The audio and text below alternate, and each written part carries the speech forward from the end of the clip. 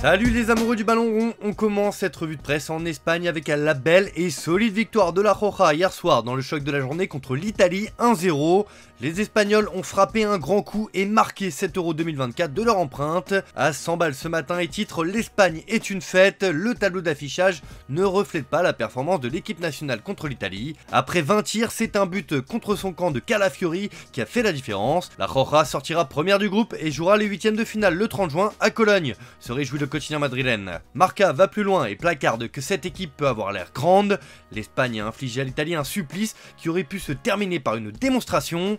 Globalement, c'est toute la presse ibérique qui s'enflamme après cette victoire. Sport lance un véhément en huitième, alors que Mundo Deportivo titre en italien Bravissimo. Enfin, l'Estadio Deportivo est particulièrement excité par la démonstration de la Roja et voit cette équipe aller loin dans la compétition. En revanche, de l'autre côté des Alpes, on est résigné et comme le placarde la Gazzetta dello Sport, c'était une petite Italie hier soir. Les Italiens ont pris un coup sur la tête avec cette défaite. Après une victoire lors du premier match, ils devront se battre pour se qualifier en huitième de finale. Le passage en huitième est reporté à mercredi contre la Croatie, rapporte le journal Le Papier Rose, qui estime que l'Italie a été dominée par l'Espagne. Elle manque de talent et d'un vrai buteur. Le constat est sans appel pour le quotidien sportif. Le Corriere dello Sport est un peu plus mesuré et veut se projeter sur le dernier match de groupe contre la Croatie. Il faut une remise à zéro, effacer la défaite contre l'Espagne. L'Italie en huitième de finale avec un match nul. Tout au sport essaye de voir des points positifs et nous avons quand même bien travaillé. D'un point de vue du score, le match aurait pu être bien pire. Les arrêts de Donnarumma ont également été déterminants, juge le journal turinois. Bref, la squadra Azzurra va vite devoir relever la tête. Dans l'autre match du jour, l'Angleterre n'a pu faire mieux qu'un match nul face au Danemark, un partout. Et c'est une véritable déception pour les Three Lions qui auraient dû faire mieux. Forcément, la presse locale fracasse la sélection nationale à l'image de The Guardian.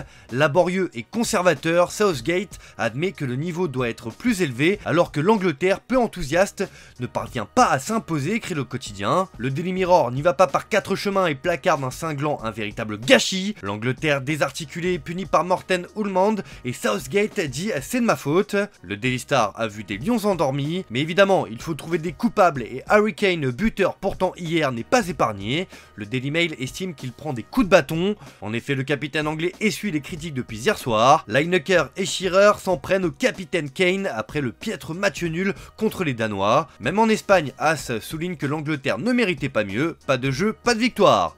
Un mot sur le match nul un partout entre la Slovénie et la Serbie. Les Serbes peuvent remercier Luka Jovic, le buteur providentiel, comme l'écrit As. Forcément, ce match nul arraché par le Danemark régale la presse locale. Ce matin, le journal Extra Bladet s'éclate et savoure en mettant le buteur d'hier en avant, Morten Ullmann, avec sa frappe puissante des 30 mètres.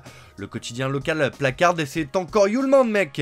Qui d'autre en même temps, se demande le journal, car c'est l'homme fort de ce début d'Euro chez les Danois. Les dynamites danois régalent la presse locale qui veut encore croire à la qualification pour les huitièmes et met surtout en avant le match difficile face aux Anglais. Le Jyllands-Posten estime que c'était une bataille royale à Francfort. Les Danois joueront leur avenir dans la compétition mardi face à la Serbie. C'est jour de match aussi pour l'équipe de France qui affronte les Pays-Bas ce soir à 21 h dans le choc du groupe D. Le journal L'équipe nous régale ce matin et placarde sur sa une que les Bleus doivent avancer masqués en référence au masque de Kylian Mbappé, victime d'une fracture du nez. Mbappé s'est entraîné hier avec une protection sur son nez fracturé mais sans participer à l'opposition. Il reste très incertain pour le match contre les Pays-Bas ce soir.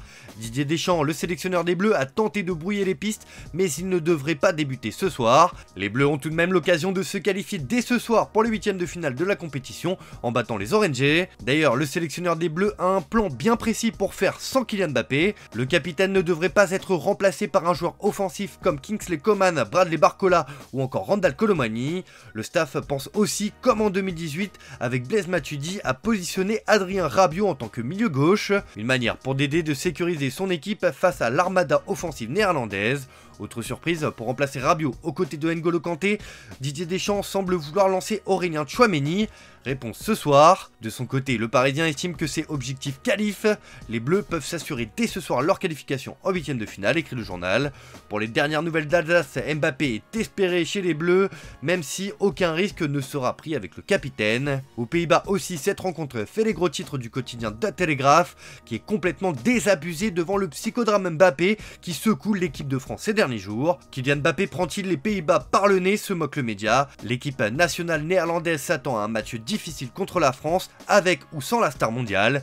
La grande question lors du coup d'envoi ce soir à 21 h dans la Red Bull Arena de Leipzig est de savoir si tout le cirque autour de Kylian Mbappé n'a pas été une grande mascarade ces derniers jours. Depuis que le capitaine français s'est cassé le nez contre l'Autriche, les spéculations sont constantes quant à savoir si le joueur vedette des Bleus jouera contre l'équipe nationale néerlandaise lors du deuxième match de groupe de l'Euro 2024. Bref, les Néerlandais ne sont pas tendres et s'attendent à tout pour affronter les Bleus. Rendez-vous ce soir. Allez, on termine cette revue de presse par une petite info mercato. Dans ses pages intérieures, le journal Marca nous apprend que le Real Madrid va proposer à Joselu de continuer avec les merengues. Madrid offre une année supplémentaire à Joselu. Il a déjà fait une proposition à l'attaquant pour sa continuité, qui doit encore faire l'objet d'un accord avec l'Espagnol. En attendant, l'Arabie Saoudite insiste pour le signer. Toutes les options sont donc ouvertes pour le buteur espagnol qui redoute l'arrivée de Kylian Mbappé à son poste, comme il l'a confié ces derniers jours.